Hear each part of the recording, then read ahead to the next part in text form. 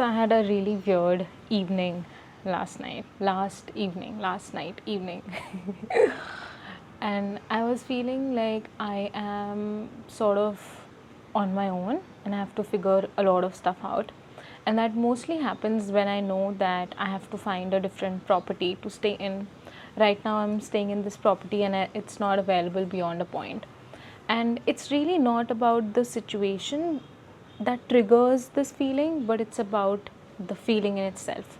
So it could be something else that triggers that you're alone, you don't have people in your life, you don't have someone to rely on. And this morning I woke up choosing to hold space for myself. And what that looked like this morning was I was literally speaking to myself out loud,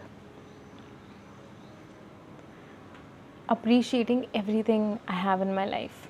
And it's not an affirmation because it literally is in my life. You know, like we use affirmations as if it's some hocus pocus cloud somewhere that you want in your life. Like if you literally open your eyes and you see what's around you, you already have a lot, right? Sometimes we just start distancing from ourselves, and that disconnect sort of makes us blind to all the goodness that we already have within us and outside of us.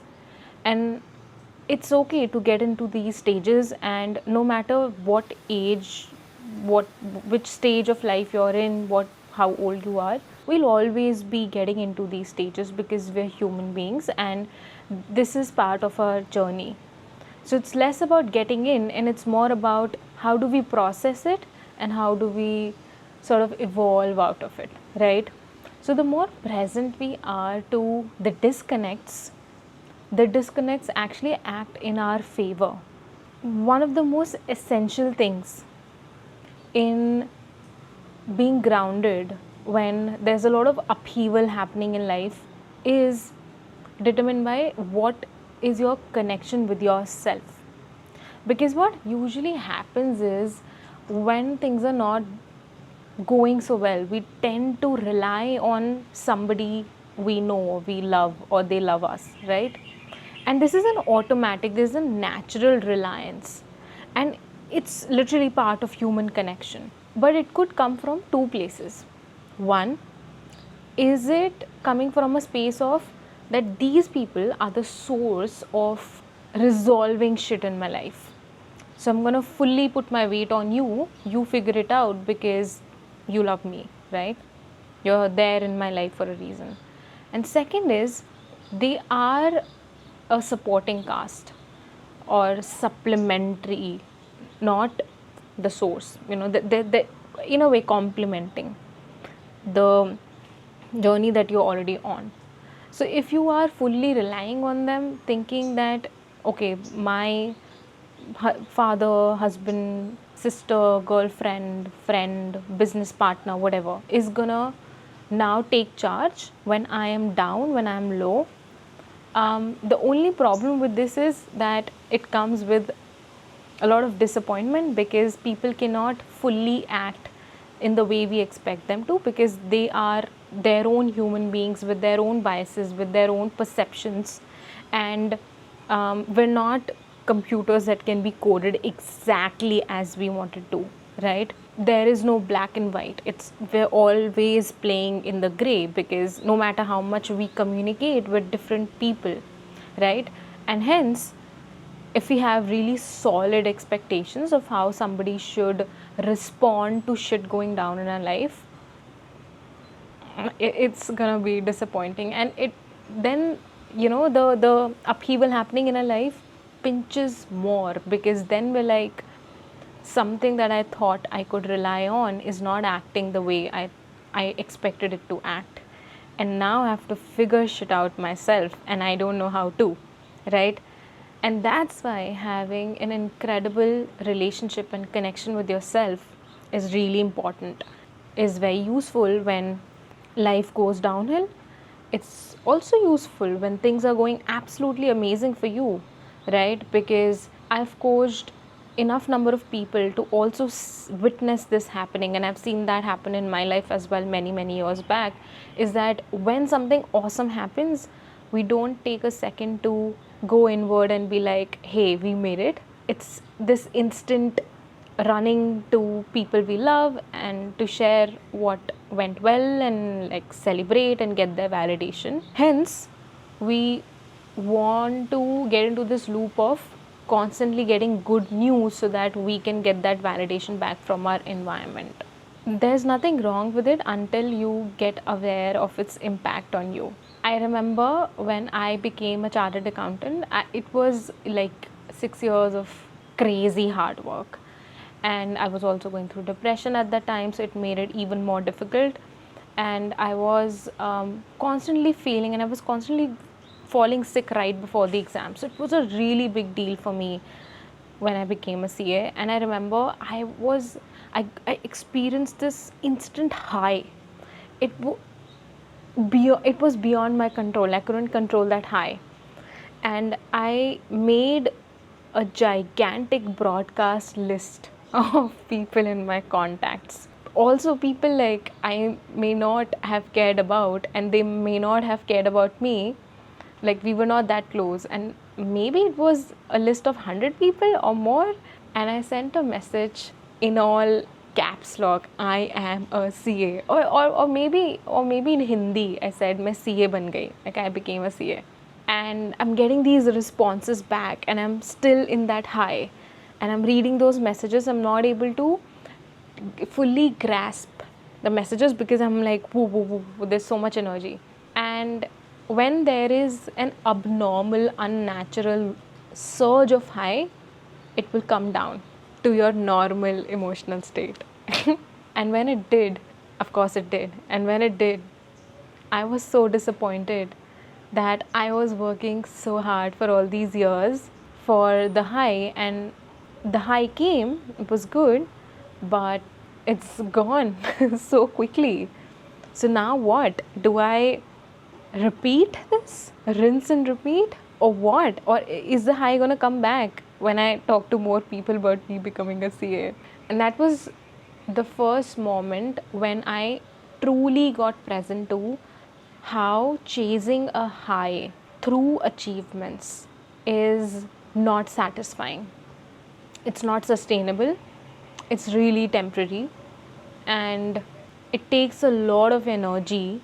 It's exhausting to keep experiencing it because you have to work a lot to, like achieve something as per your standards, and then experience that high. It's gone. Then again and again you're repeating the same cycle. But at that time I didn't know, if not this then what.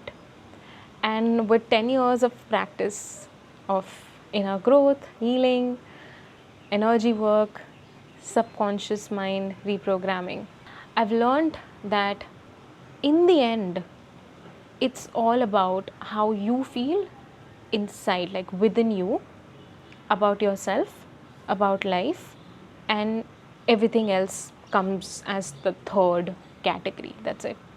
There's nothing else that can replace your connection with yourself, because you wake up with yourself and you go to sleep with yourself. That's another thing, that there are a lot of people that who are unaware because there's so many distractions, alcohol, crazy hours of working, right? And you must have met people when they get free earlier than their office hours, they'll find something to do. I know enough number of people in my life, some of them have been my clients, right?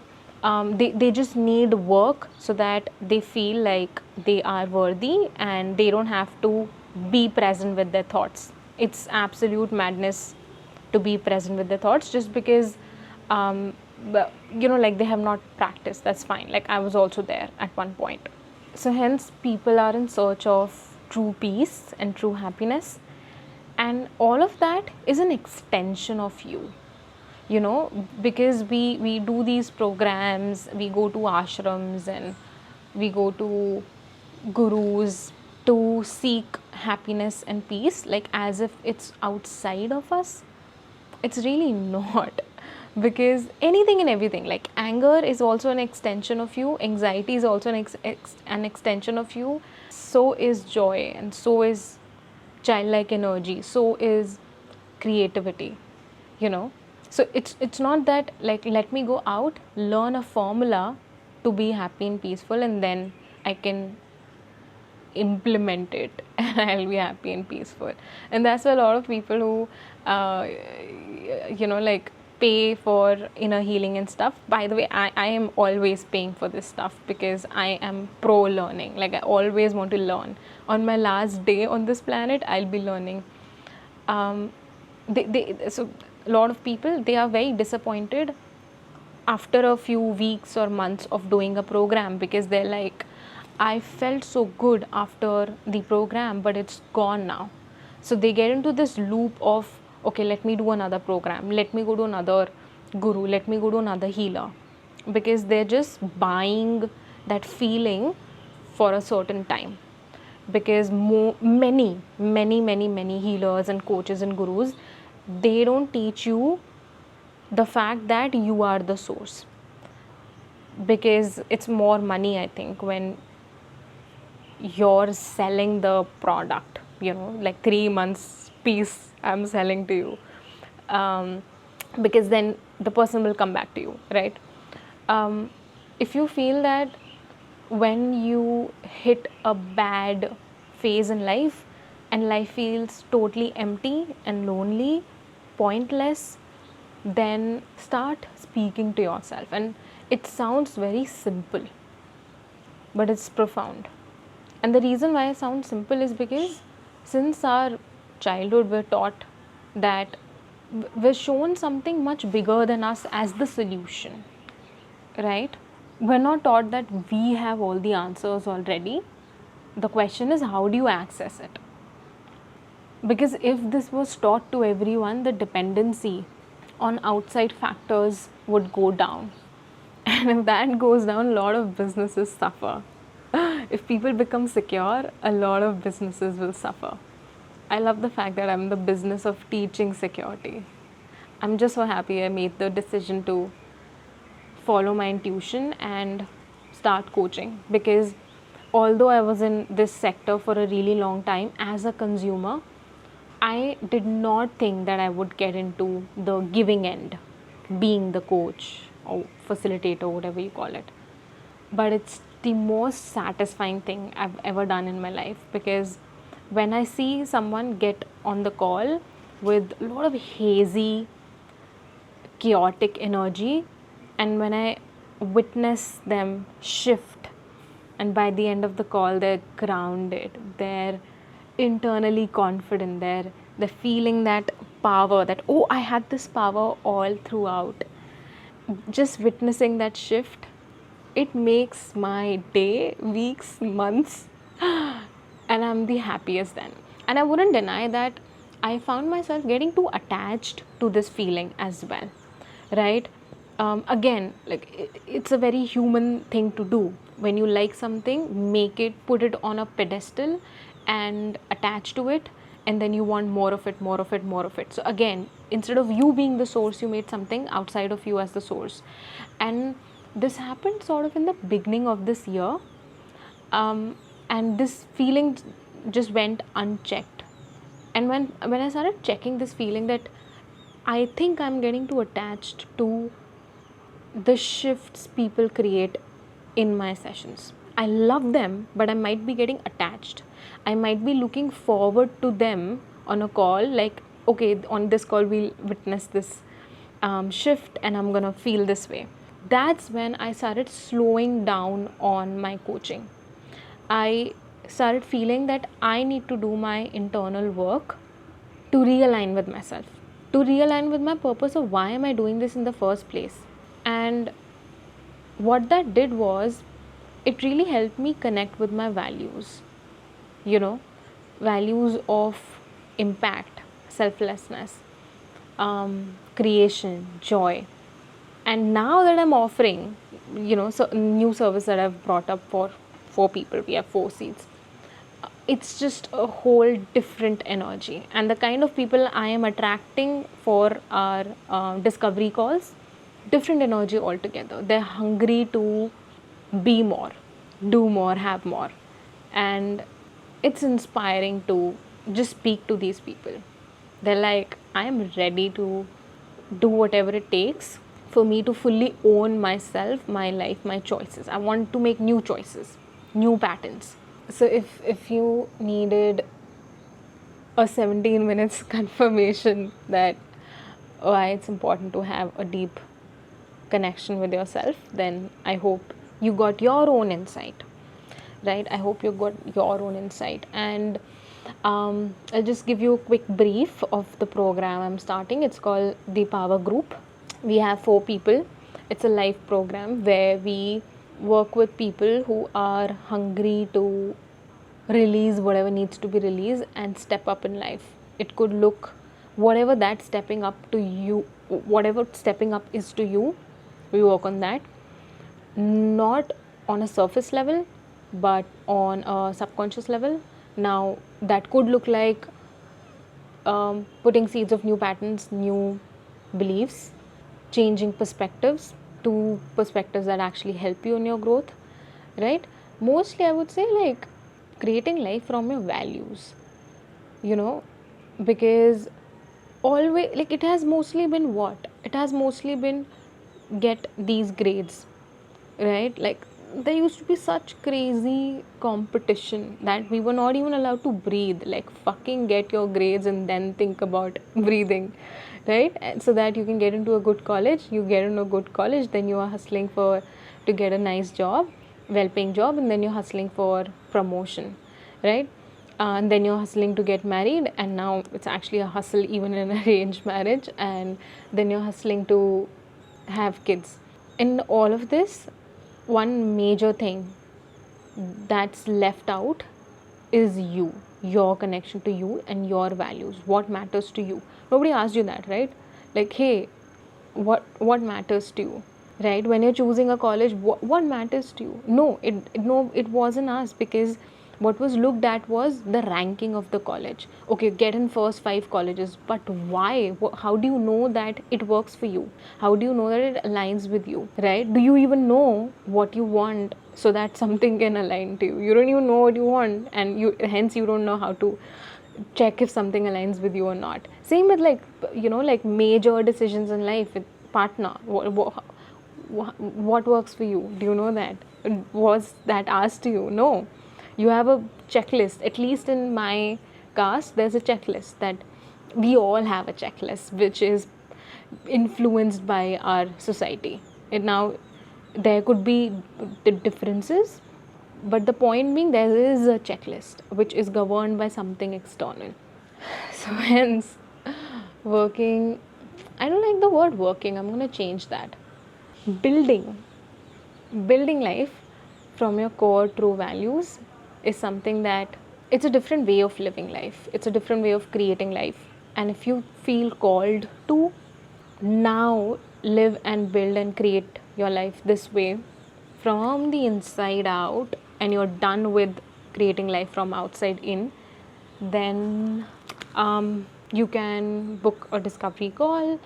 And if this is not for you, then we have a free source of this incredible program. I've put in some amazing exercises that I have used for I don't know how many years, and I've created some incredible stuff, including the life I'm living right now. And yeah, you can use that, and let me know if you have any questions. I love responding to messages and comments, because that makes me feel like everything that I've learned is being used by someone who is hungry. I love hungry people. I'm a hungry person, hungry to grow, hungry to learn more. And my favorite part is hungry to unlearn. I am literally washing my head, like insides of my head, my programming every day. I don't remember the last time I did not unlearn something, because that means more space, and I love space. I am all for space, and no wonder my background where I am at is a true reflection of that. So wishing you a solid as fuck, like solid relationship with your true self.